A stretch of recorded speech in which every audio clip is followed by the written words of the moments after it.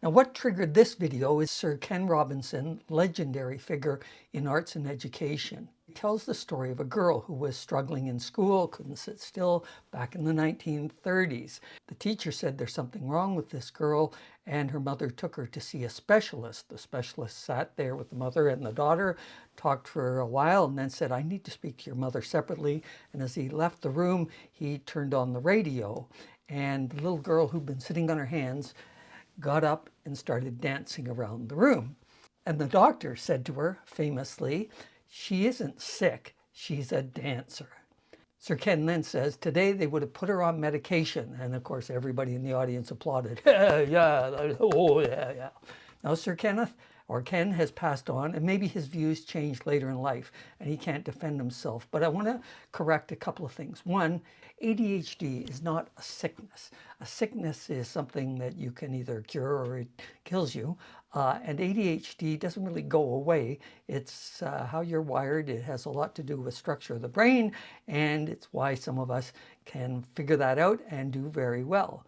The medication, which everyone fears is going to cause them to lose their zest or creativity, and is certainly implied by Sir Ken, well, if she had been labeled with ADHD, it might have made it easier to have a career as a dancer. She could have been more prolific, wasted less time, had more peace in her home life, while she still created wonderful choreography.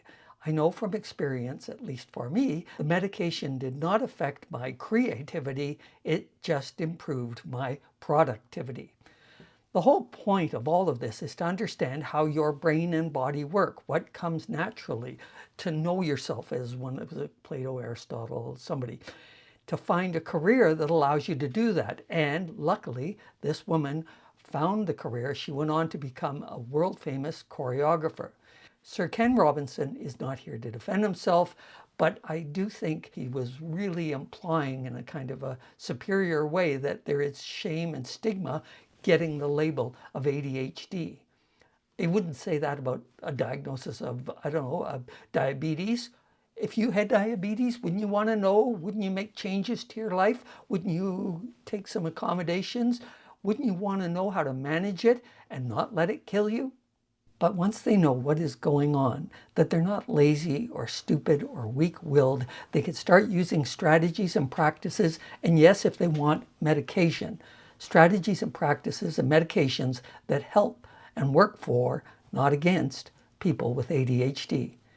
And I can tell you, I'm just as creative as I used to be, with a lot less chaos, less frustration, and more to show for it.